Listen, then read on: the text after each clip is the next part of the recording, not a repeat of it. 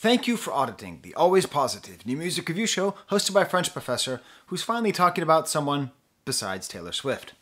I'm going to be reviewing a different giant of pop, Carly Rae Jepsen, and her album The Loneliest Time. Now, much like Taylor Swift, she released an album with bonus tracks, and much like with Taylor Swift, I'm going to stick to the 13 original tracks. Also, I will make the same promise to you, Jepsenites, that I made to the Swifties. If you can help me get this video over 10,000 views, I'll review the bonus tracks too. But I don't know, maybe you guys aren't as cool as the Swifties. See that? I'm provoking you. I am totally YouTubing. I'm trolling you and everything. Smash the like bucket. Subscribe. Telling you right up front. Now, I really like Carly Rae Jepsen. I didn't know much about her when I started this channel back in 2018. I didn't pay attention to music, basically, for a couple decades before I started this channel. And so, I knew her as that one girl with that one song. And I want to start there. Because since then, I've been very thankful. A lot of my auditors, my most engaged and interested and, frankly, smart viewers are huge Carly Rae Jepsen fans, which has helped to sort of push me to understand that she's more than just a one-hit wonder. But what if we think about her one hit? What if I put forth an idea that's sort of a theory? It's not like a super well thought out theory. I'm not sure it totally holds up, but let's have fun with it anyways. Could we say that a band or a group or an act's first hit sort of defines the rest of their career? That in some way, it's a blueprint. Now, the most extreme example I can think of is Creep by Radiohead, which I think one could make an argument is a sort of defining song for their entire catalog, no matter how far they've gone from it. But let's keep it with pop while you're busy writing a crazy message about how wrong I am about that. Let's keep it with pop and think about, I always associate Carly Rae Jepsen and Katy Perry together. Now, in my mind, in the mind of a middle-aged dude who wasn't paying attention to pop music, I Kissed a Girl and Call Me Maybe came out the same year at the same time. I didn't look it up. So maybe they came out a decade apart. But in my addled mind, that's how I hear it. That's how it seems to me. And I think my little theory is working out pretty well according with these couple of examples. I mean, Katy Perry's kind of sexy, kind of silly, kind of childish, kind of provocative, kind of not, very catchy and good. But what about Carly Rae Jepsen? What does that initial song tell us? Well, it tells us that she is personable, she's engaging, she's charming, she's self-effacing, and she is earnest. Okay? Just the earnestness of that song, of that word maybe, call me maybe. The vulnerability, the insecurity that's implied in there while she's singing so proudly and so brashly seems to me follows her throughout everything else I've ever heard. Certainly follows through this entire album. And of course we have her pop sensibility, which is a term I use all the time and I don't define because it's hard to define. It's the ability to write pop songs that are catchy and memorable and well written. Not everyone has a pop sensibility, but it's very hard to define, and she definitely has it. So let's think about this as our starting off point, a sort of earnest, self-effacing likability. That's what we have, with an amazing sense of pop, an ability to write pop music. And so I sort of was thinking about the term, like when I was listening to this album, I just kept on coming up with the word pure, like a sort of a pure pop album. Not an album that is trying to be elevated. Not an album that is trying to have a slash next to it. It's pop / electro / EDM / rock / metal / rap / No, it just feels to me, for most of this album, it is not trying to be elevated, it is trying to be what pop can be. And I think that might be why people like her so much. That so many artists, once they have success, they try to add slash lines. They try to add extra genres. They try to elevate themselves without realizing, hey, if you can write and sing a pop song, you are a part of the 0.000000001% of all musicians of all time who can actually do it. And so it's nice. This whole album, it doesn't have necessarily a sort of artisanal feel to it. unlike that Taylor Swift album from last week. You know, there's not one or two producers. There's a lot of producers. They're all sort of in the same kind of 80s pop realm, except for the end of the album, which I'll get to. But it really is her lyrics and her voice that are at the center of everything. And it's her lyrics and her voice which are so consistently surprising.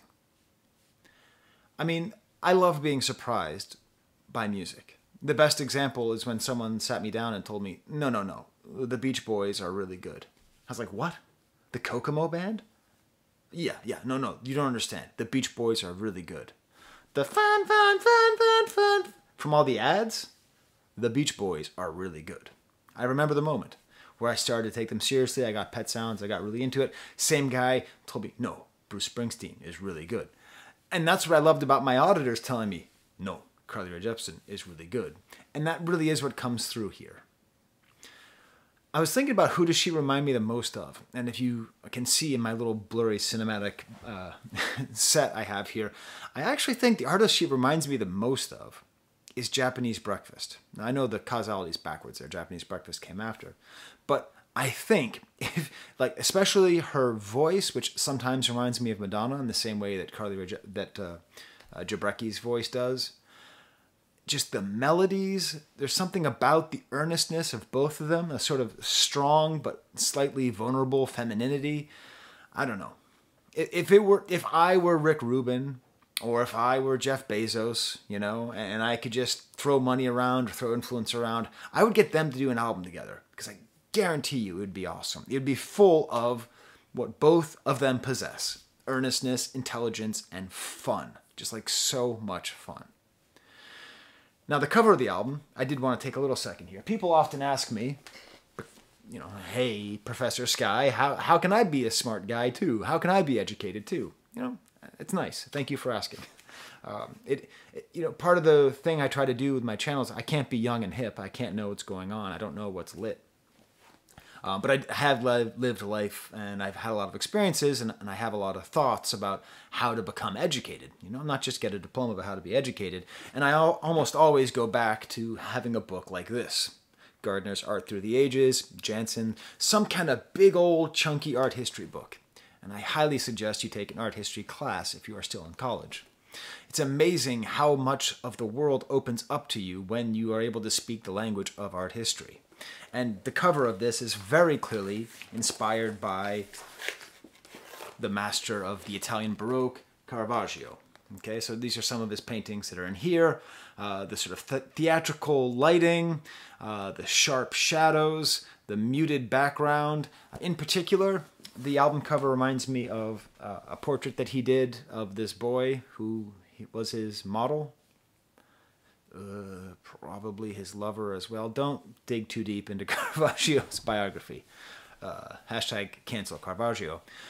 But I like that for this album cover because there's a directness to Caravaggio's portraits, you know, where there's nothing in the background. It's just a flat background, and then there's a table, and there's some things on the table. Ooh, Dionysus. I think that's what reminds me most of his portrait of Dionysus with his model, lover, 13-year-old boy.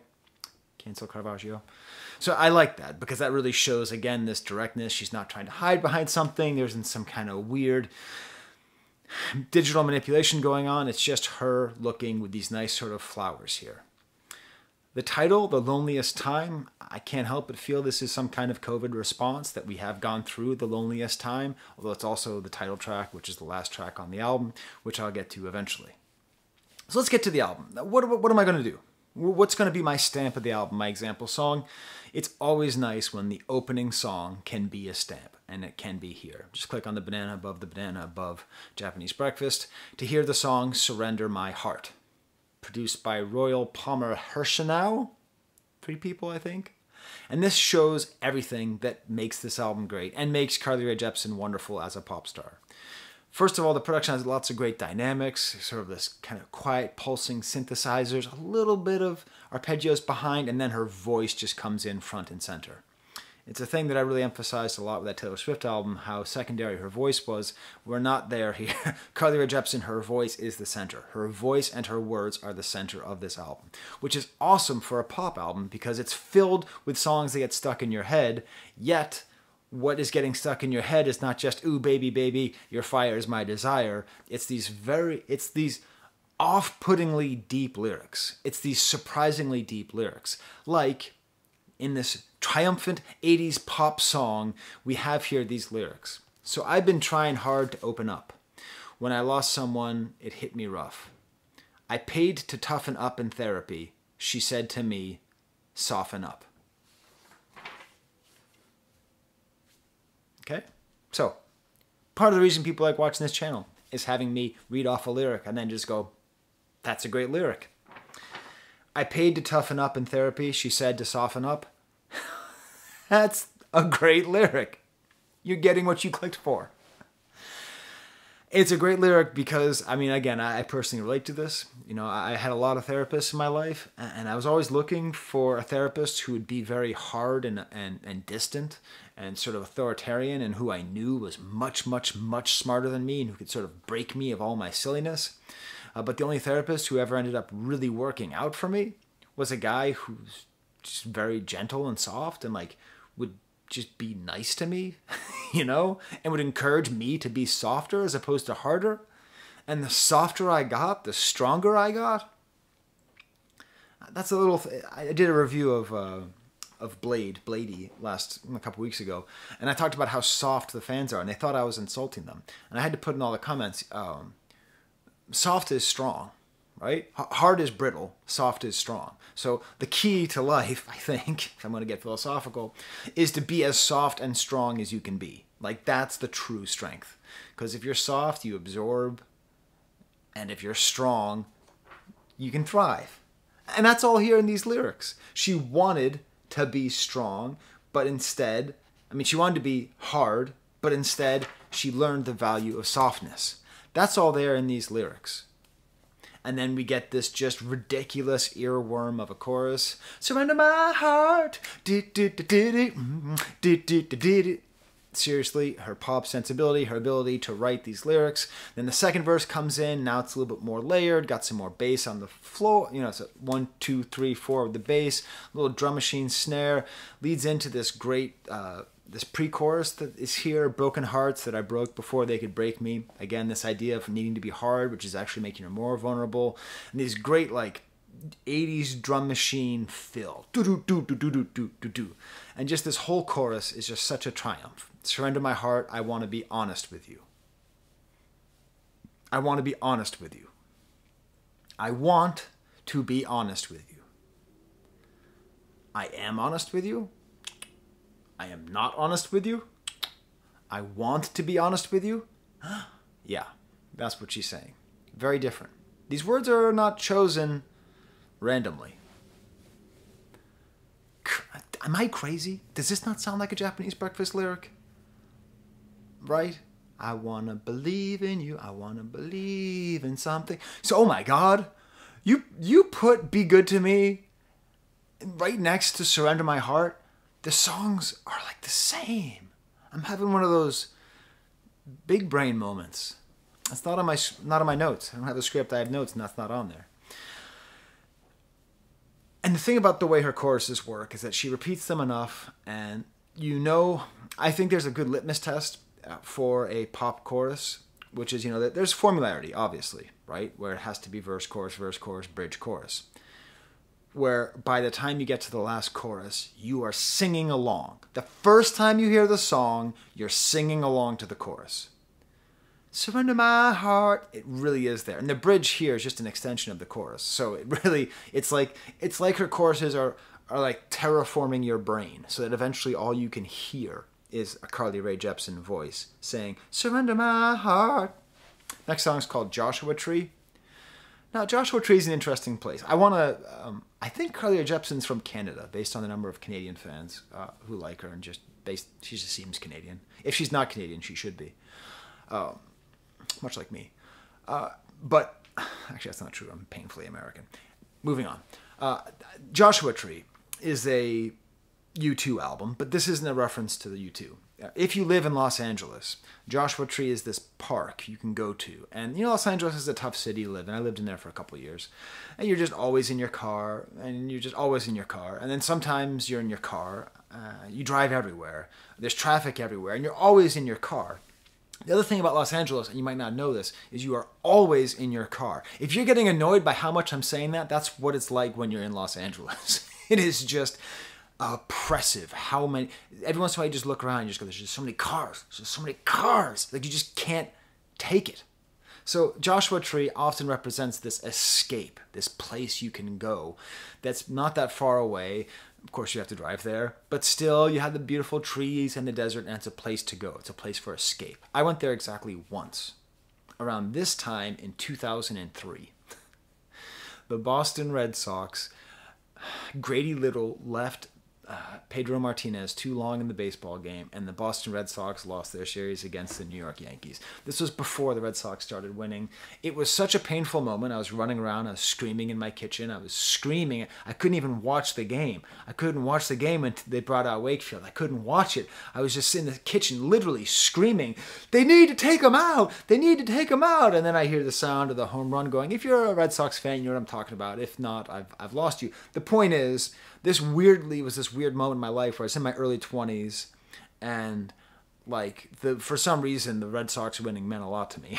Who cares? A bunch of random dudes in shirts. But it meant so much to me and all my friends from Boston had moved out to LA that all of us were just like, we gotta go to Joshua Tree. It sounds goofy, but we were all so upset, and it was a good excuse to get together and hang out and drink beers in the desert, that we all went out there. Except Mark invited a Yankees fan, so it was all ruined anyways. It's like inviting your ex-girlfriend to your wedding. I mean, come on. How did you invite I don't even like that guy. Okay.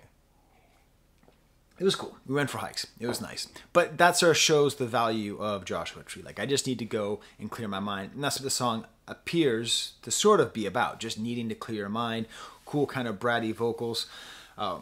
It's tough. My job is tough. Not my job. This is my hobby. I picked up in the lobby. But it's tough because I don't edit and I don't get to listen to the songs when I start talking about them. So sometimes you'll see me in an album and I'll be straining to remember what the song sounds like. I don't have that problem with this album because her pop sensibility is so good. All I just had to read was the words, I believe it, I want it, and at this point the surrender my heart is totally gone because I'm able to just switch the little lever in my brain, and it happens automatically. This does not happen all the time. When I was going through the Taylor Swift album, I could not remember every song as I was talking about. I couldn't remember the hook to every song. I knew what the songs were about. I always know what the songs are about. I know what I've said. I can repeat what I've thought in the past. But here, all of a sudden, the entire song comes flooding back to me. It's a beautiful trick. And it's something that pop music can do that other music can't. Take that, non-pop fans. And just this whole song is this very cool, slinky guitar line, and then becomes sort of a bass line in this chorus. I don't know what this is. I believe it. I want it. I didn't know what it meant at first. Like, what is this it? In some ways, it's incongruous with the rest of the song. But it makes sense. That the it is just happiness, just her own self. This is sort of like a feeling myself lyric, And she's just sort of out in the desert, and she's escaped it. And I really get the sense that she was just in the desert and she just had these dumb lyrics stuck in her head. I want it. I need it. I bop it. I twist it. And she just had these dumb. I just imagine her walking around on those little low rocks in Joshua Tree and just having this dumb little song on her head. Maybe she records it as a voice memo on her phone and then is able to tie it in together with this general theme of needing to escape and reconnect with yourself. And then, as quite often is the case, she throws in these little lyrics that just smack you across the face, and it's fine to only know the things I know. Yeah. Remember that therapist who told her to be softer? That you have to be soft with yourself. It's fine to only know the things that I know. That's sort of the... when you're a smart dude, like me, I'm owning my smartness, not to get too Socratic or whatever, but that is the main thing. This is when you don't know something. You're just like, I don't know. I don't know. I don't know. Hey, what's the sort of like, even if it's something I'm supposed to know about, Like, oh, what was the sort of the pre-revolution Paris like in 1830? Oh, I mean, I sort of know. I mean, 1848? No, 1830? And it's taking me time just to sort of say, I don't know. And it's fine to only know the things you know. Not everybody knows everything. Talking to Yourself by Captain Cuts, produced by Captain Cuts. Terrible name. Weird sound in the beginning till it's paired with these low synthesizers, some winding guitar, the opening lines, I was always invisible. But everything here is just leading to this chorus, this beautiful chorus. Catchy melody, great lyrics. It's just her voice and these words. There's no studio trickery. Are you thinking of me when you're with somebody else? Do you talk to me when you're talking to yourself? Are you reaching for me, making love to someone else? Do you talk to me when you're talking to yourself? Look, it happened again. Now I've got this song stuck in my head. This very rarely happens. And then it's this amazingly awesome, when you're thinking of me when you're with somebody else. This song, so I was driving my daughter to Crew. All she wants to listen to now is Carpet Garden. Stay tuned to this channel for more about Carpet Garden. But, I wanted to listen to this, and we were listening. She's like, huh, what is this? I was like, Carly Rae Jepsen. And she started laughing, because she doesn't know. She doesn't know that Carly Rae Jepsen's the real deal. I'm like, no, she's a real deal. She's not just Call Me Maybe. She's like, oh, because I was going to say she's just Call Me Maybe. And then we were laughing because I was like, you can tell this is a good pop song, dear, because you want to sing the chorus the first time you heard it. She's like, I don't know if that's true. And then by the end, before we got to the boathouse, do you talk to me when we were both in the car, like David Spade and Chris Farley driving down the road, singing the song together, because it's able to do that. That's why you always need that closing chorus to show it off, When you're talking to yourself, just that little break. Next song is called Far Away, produced by Bullion. This is weird. This is more drum-led, more kind of funky drums. This reminds me, there's a thing in the 80s where there was like a series of songs that were inspired by Africa. I mean, obviously there's Africa by Toto. The drummer of Toto is John Williams' son. True story. And then obviously we have the African music by Paul Simon with Lady Smith, Black Mazambo. Mazambo? I've never said that word. I don't know how to say it. And this sort of has like rough feelings like that. But what I really like about this is the sort of like the general idea of this song. I don't have it stuck in my head right now. So, do you see what I'm saying? Like a good pop song can get stuck in your head just by reading the title. This one, it's a great song, but it's not in my head right now. I'd give this love a second try. First I imagined all your qualities, and that's my fault. But if you could put my feet back on the ground, we could try to introduce ourselves. So she's talking about a very specific moment in a relationship where she is head over heels with somebody, but she realizes that's not real. She has to get out of the lavender haze. She has to get out of this honeymoon phase, out of this just ridiculous, star-eyed, you're the greatest and all I see is the good stuff, to get to a real relationship. Now, if you're in a good relationship, even when you're out of the honeymoon phase, you're still kind of like, something has to start being terrible eventually, but still, there's always the real phase, and this is pushing towards that real phase. I apologize for the lighting getting weird. I use all natural lighting, and my window's over there. I don't know what's happening outside. It's fall in Rochester, New York, and you never know what the light's going to do. So just stick with me. At least I got my good microphone. I really like there's this another dude just starts singing in the bridge, like the dump dump bump. I don't really know what it is, but I like it. Now for the next part, I want to give you a little tableau into me listening to this album. I had trouble listening to this album. I needed to be in the right headspace to listen to this album. I didn't get in the right headspace until this time that I'm talking to you. So my dog, Bobo, who I'll show you at the end of the video, he had surgery yesterday, which is tough. It's tough taking a dog in for surgery. He had to be put under. We have a great vet. We used to have a terrible vet. We now have a great vet.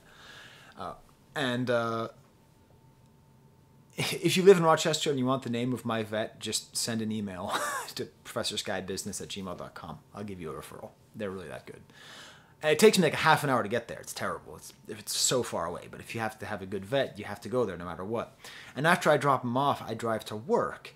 And so I usually take the highway to get to work, but here I am driving along, and it's just a perfect fall day in what might as well be New England. Just like farms and trees and colors and little fluffy clouds next to blue sky, and it's just so much farmland and the fall colors.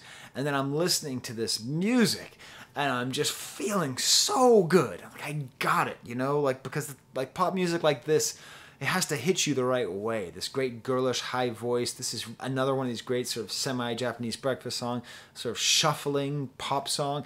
The guitar reminds me a lot of Nile Rodgers' work, you know, with Chic and later with Daft Punk on Random Access Memories. But just the rhythm part, not the lead. The voice is the center, not the words. I don't even really pick up the words when I'm listening this time.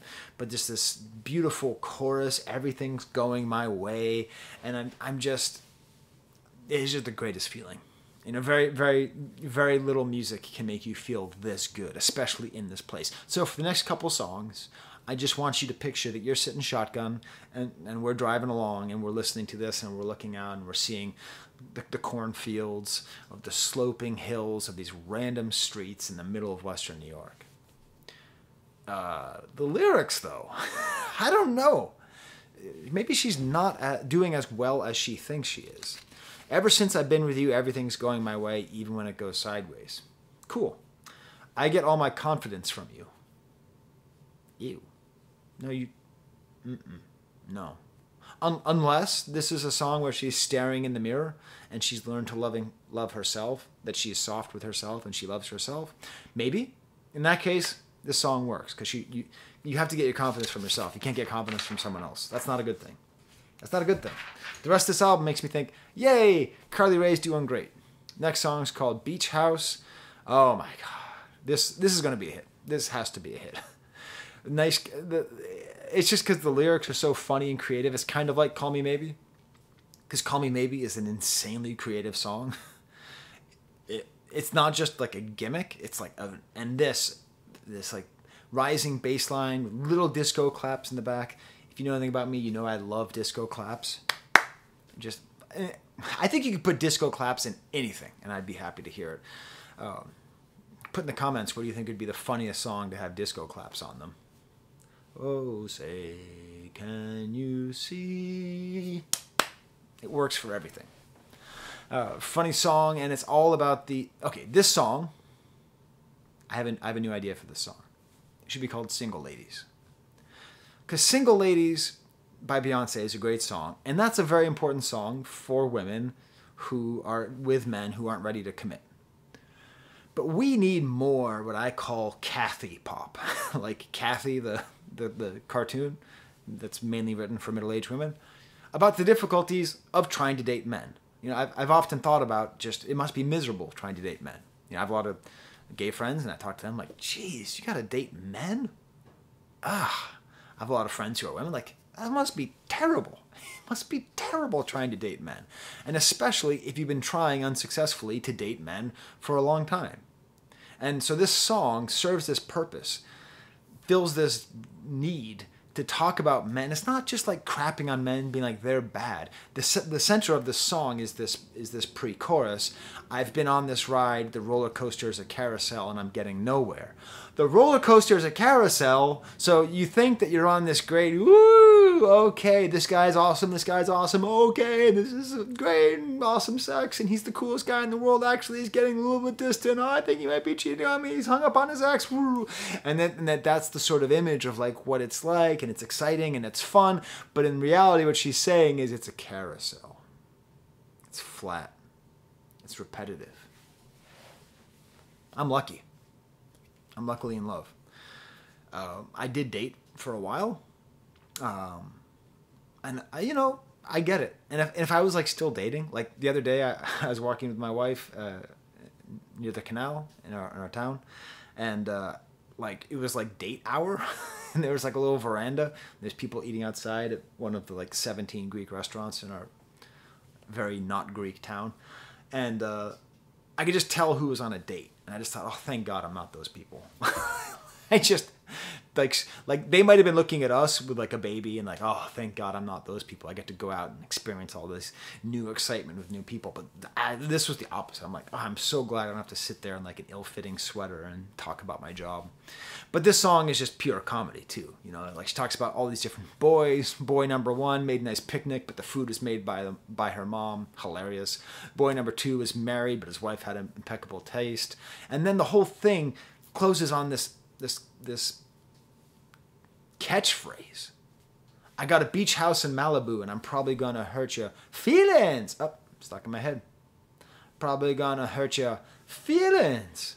It's beautiful. This idea that there's like a dream guy who says how great he is, but hey, I'm gonna hurt your feelings. True story. My cousin had a beach house in Malibu, and it was rent controlled, so he paid like nothing. Anyways, he directed the electric car movie. Interesting guy. Love my cousin. It was very fun visiting him because like whenever you see those, oh no, that was Santa Monica. That wasn't Malibu. They're very close. Did she just put 2 choruses in a row in this song? I think she did. I think she like did chorus and then like a guitar was like, and then back to the chorus. I'm pretty sure that's what she did, which makes sense if you wrote a song this good. And then we get this hilarious bridge with all these different men talking, and they're just talking about the ways they're going to hurt her. I can give you a weekend in paradise and never call you. I can take care of you. Lend me $10,000. And then it gets the most outrageous. I have a lake house in Canada, but I'm probably going to harvest your organs. Funny, insightful, and I think very, very relatable. Whoops. I threw away my notes too quickly. Wait, what's the next song? Oh my God, I just threw my notes all the way over there.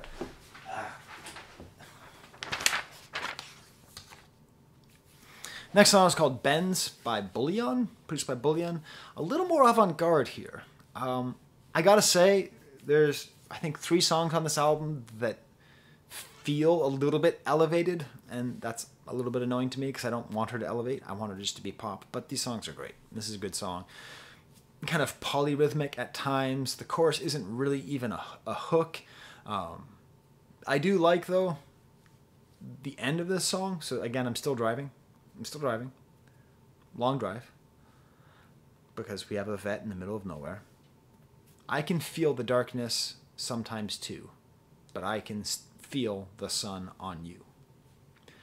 And I just wrote, hold me, Carly Rae. Like, that lyric is so beautiful.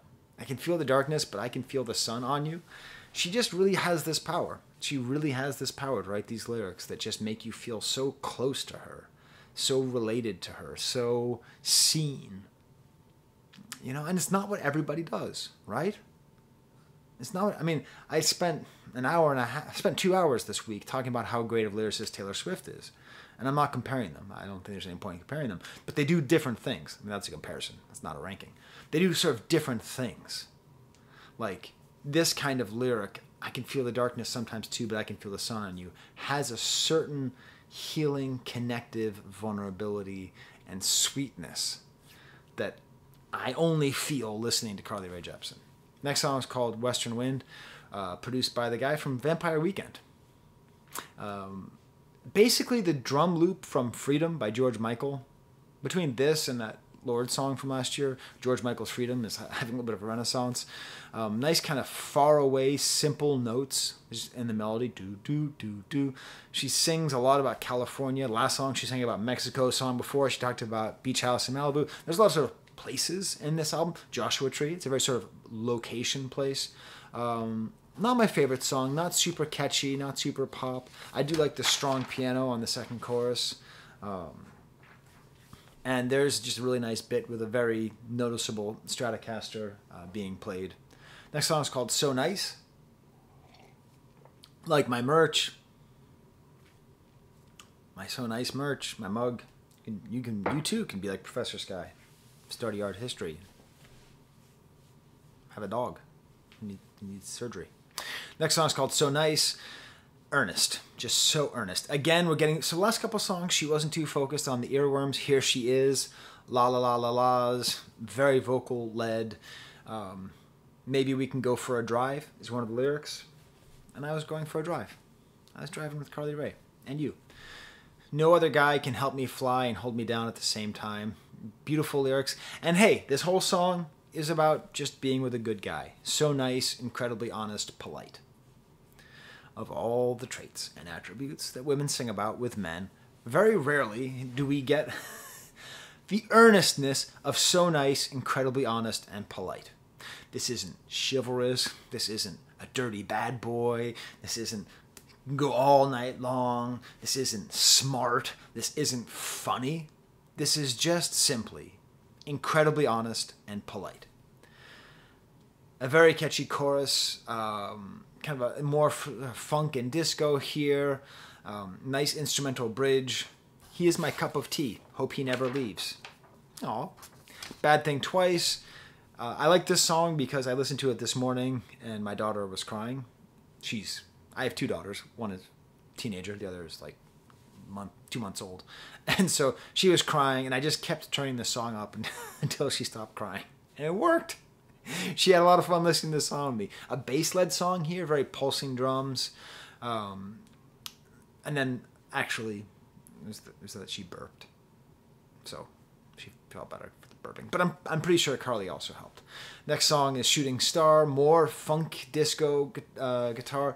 The voice is a little bit altered here, which is not my favorite. I like sort of the honestness and the straightness of her voice. And this is sort of an opposite of that previous song about like honest and polite. This is just a sex song. I Might Sleep With You Tonight if you want to know why, just because summertime. I love all songs of female sexual empowerment. I like this, you know, where she is just going to bang a dude because she wants to bang a dude. I guess it could be a woman too. It's not made specific. So she just wants to bang you because she wants to bang you. That's the answer. Why? Because, which amazingly enough is a revolutionary thing to say. It is still fighting the patriarchy. There will come a time where it is not fighting the patriarchy for a woman to say that she wants to bang someone just because. When that moment, I will be the first person to be here saying, you know, I don't like these tired lyrics about sex. But we still live under patriarchy, so hey. And oh my God, every time I use the word patriarchy, someone gets crappy with me in the comments and says, you lost me at patriarchy. If I lose you at patriarchy, what are you doing loving Carly Rae Jepsen enough to watch a 37-minute video? I suggest do some research. Not research, just some thinking. If Carly Rae Jepsen isn't fighting the patriarchy like every turn on this album, then she's doing nothing. She is. She's just doing it in a way in which you go, da-da-da-da-da-da. Sort of get lucky at times in here. I like how, I mean, sex and dancing is often interchangeable. And so at times it sort of reminds me of the song Lose Yourself to Dance by Daft Punk, because that song is very focused on sweat as well here. Sweat all my fears away. So it's sweating in sex and sweating in dancing and just sort of a liberation sex theme. Then we get to the last bit of the album, Go Find Yourself or Whatever, again produced by Batman from Vampire Weekend. Deep and soulful, guitar-led. These guitars are so well played. Even though this is not one of those pop songs, I've got it in my head right now. Do, do, do, do, do. It's elevated. Oops, she elevated. I don't want her to elevate, but this is elevated. This is a fascinating pop song. This doesn't sound like a lot of other things. Her work with the guy from the Vampire Weekend clearly is doing something interesting. Beautiful lyrics. You feel safe in sorrow. That's a good lyric. You feel safe on an open road. Go find yourself or whatever. Go find yourself or whatever. I'm reminded, more personal stories, of someone I knew who told me this story.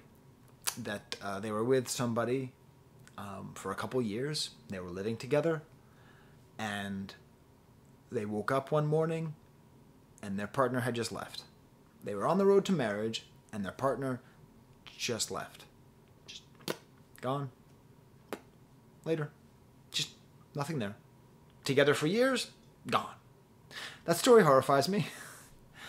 But also, I think it works well with this story, this idea, go find yourself or whatever. You know, like it's difficult, especially when you're in your early 20s trying to figure out, is this the person I'm supposed to be with? Now, I don't like what that person did to that person I was talking to. I thought that was pretty callous. I did something kind of similar at one point in my life where I moved in with somebody and then I realized that I wasn't happy with the relationship and I left. Now, we broke up. Okay, so I wasn't callous. Hey, everyone breaks up. That's fine. But I really thought of it as finding myself. And I went to go back to France for a while. And I traveled across the country. A bunch of weird experiences, you know. But this is an important song because this is a thing that happens to young people where people leave to go find yourself. But this song, you made me vulnerable, so go find yourself or whatever. I hope it treats you better than I could do, and I'll wait for you. Oh, don't wait for them. Don't. Just, you find yourself. It's okay. It's okay to break up. I actually ended up getting back together with that person that I left. Probably wasn't the best move. It's okay. Sometimes the person who you are is not the person that you were when you were with that other person. I don't know. Is there steel drums on this song? Does this song kind of remind you of Bruce Springsteen at times as well in its little mood? Is that a sitar solo? Did St. Vincent jump into the room just for fun? The album ends with The Loneliest Time, a duet with Rufus Wainwright. Another sort of elevated song with this kind of duet, although I do like how the chorus is just a disco chorus, just a full disco song at a certain point. I'm coming over tonight, knock on your door just like before. I need that look in your eyes because we've had the loneliest time. I like this idea that sort of getting back. So this is neat because it's almost like getting back together with an ex, but it also feels to me like this is the song of people who are hooking up after COVID, right? I was lucky enough to be married during COVID, but I do know some single people, and like there's a sort of thing of like, let's bang, like we did before. Because we've just been so lonely. And like, I didn't know you well enough to bang you during COVID because then we'd be in a bubble together. And I don't know what you're doing because I don't know you as well as somebody, you know, right? So how many times have I said bang on this? Tell me in the comments, how many times have I said bang in this video? I feel like Frank Reynolds from I Think You Should Leave. I mean, It's Always Sunny in Philadelphia. He always uses that word. I have to play the troll toll. So... You know, like, this is an interesting idea. And again, it's sort of like that previous song where The Shooting Star, where her sexuality is just hers and she's just owning it. And this album is great because there's sort of like deep, meaningful connection, there's superficial connection, and then there's a sort of healing connection in between. And then the way she says, I'm coming back for you, honey, I swear to God, is just trying to be like Michael Jackson from the Jackson 5 singing I'll Be There. I think if you did a super mix where you just took, take a look over your shoulder, honey, and then coming back for you, honey, like they just sound exactly the same. So there's my review. There is my review of this wonderful, pure pop album. Very happy to read it. I'm just checking my computer because I said on Patreon, so these are my Patreons. They give me money, and then I use most of that money to buy music. So it's a nice little ecosystem we have going here. I posted on Patreon if anyone wanted a shout out on this video right now. Individual, it doesn't matter. It doesn't matter what level you give at. Every once in a while, if I remember, I'll see if someone wants a shout out. No one has said anything. Well, Ken Karaoke gave a thumbs up. So I'm going to assume he wanted a shout out. So you can join my Patreon too. And maybe you'll get me to say your name at the end of a thingy.